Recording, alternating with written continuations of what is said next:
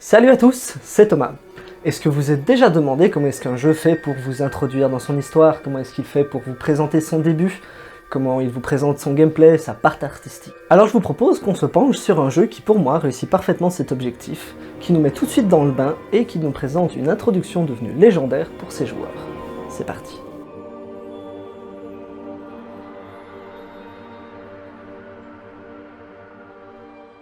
A hero. That's what you once were. You stood boldly against the shadow and purchased another dawn for the world with your life. But the evil you fought is not so easily banished. The victory you claimed, not so easily held. For now, the specter of death looms above the world yet again, and it has found new champions to bring about its final reign. Knights of darkness, wielding runes of death and destruction, bound by the will of the Lich King. This is the hour of their ascension. This is the hour of your dark rebirth. Voilà.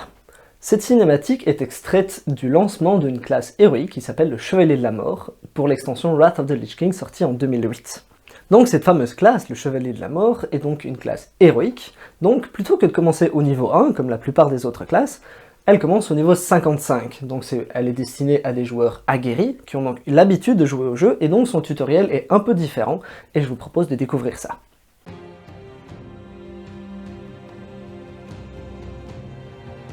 Niveau 55, donc vous êtes déjà très puissant, vous devez juste découvrir vos nouveaux sorts, car dans le lore, vous venez d'être ressuscité par le roi Lich, un puissant nécromancien. Plutôt que de vous apprendre les bases du jeu, donc les mouvements et ce genre de choses, on va plutôt découvrir les spécificités de votre classe, donc par exemple la lame runique, donc une arme sur laquelle vous devez graver des runes pour la rendre plus puissante. Vous avez aussi des sorts très particuliers, et donc on vous met tout de suite dans le combat.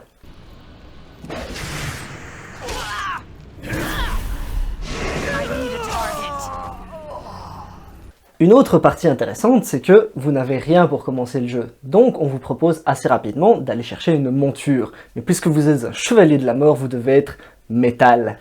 Et donc, plutôt que d'aller simplement voler un cheval, vous allez voler un cheval, mais pas seulement. Donc vous allez le ramener à votre camp, le sacrifier, récupérer son âme, et invoquer cette âme pour avoir un palefroid bien métal. Vous en pensez quoi?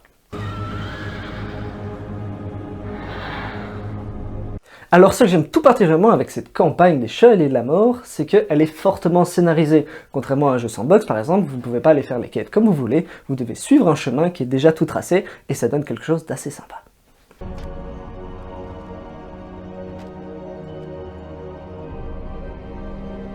Alors quand vous arrivez, le monde il est paisible, c'est la petite campagne verte, il y a des arbres, les oiseaux chantent, mais vous êtes là pour conquérir, pas pour admirer le beau temps. Donc on va tout de suite vous envoyer faire une série de missions qui servent à une seule chose, saper le moral des troupes. Et quoi de mieux pour saper le moral que d'aller tuer les villageois et les gardes qui sont chargés de les protéger.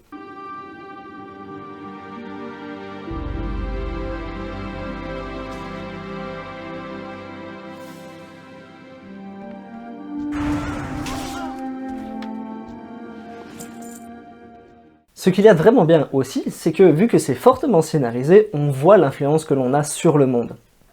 Donc comme je l'ai dit au début, quand on arrive, tout est beau, tout est vert, mais petit à petit on voit les maisons qui prennent feu, on voit les cadavres des gens qu'on a tués, et à la fin de la campagne, le monde est intégralement en feu, il n'y a plus un seul bâtiment qui tient debout.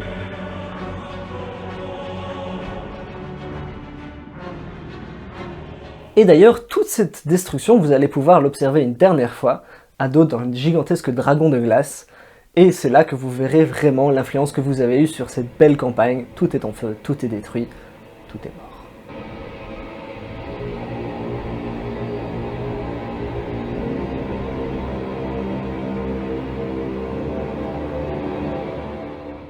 Alors comme vous l'aurez compris, vous faites partie des forces du mal, et manifestement le mal a triomphé ici. Mais peut-être pas en fait. Car dans la toute dernière mission, on vous envoie attaquer une petite chapelle qui avait été teasée dans la cinématique d'introduction que je vous ai montrée. Et alors on se dit que on va gagner à nouveau. Le roi Lich vous envoie pour sa dernière mission, l'ultime mission, aller vaincre ce pouvoir qui est caché dans la chapelle. Mais c'est là que ça ne se passe pas comme prévu. En effet, les chevaliers de la mort perdent leur pouvoir, on n'arrive plus à vaincre nos ennemis et on est obligé de se rendre. Stand down, Death Knights. We have lost. Light. This place. No hope. Et c'est à ce moment-là que le roi Lich arrive. Do not forget. Touchy. He's mine now. Et la révélation, il s'est servi de nous. Nous n'étions qu'un appât, nous n'étions même pas censés survivre, tout ce qu'il voulait c'était attirer un paladin très puissant du nom de Tyrion Fordring. You were right, Fordring. I did send them in to die. Their lives are meaningless. But yours.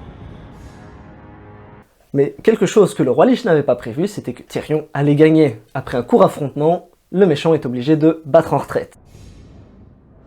When next we meet, it won't be on holy ground, Paladin. Tyrion, fort de sa victoire et attristé par le massacre qui vient de se produire, décide de mener une croisade contre le roi Lich, aller chez lui et le vaincre une bonne fois pour toutes. Les chevaliers de la mort se sentant trahis, et puisqu'ils ne sont plus au service de ce tyran, décident de rejoindre le combat aux côtés de la Horde et de l'Alliance. So too will the Knights of the Elden Blade. Although our kind has no place in your world, we will fight to bring an end to the Lich King. This I vow. Et voilà, j'espère que cette introduction dans le monde du jeu vidéo vous aura plu. Si c'est le cas, n'hésitez pas à aller regarder les 2 autres capsules qui sortiront sur cette chaîne. Et surtout, n'oubliez pas, pour la Horde,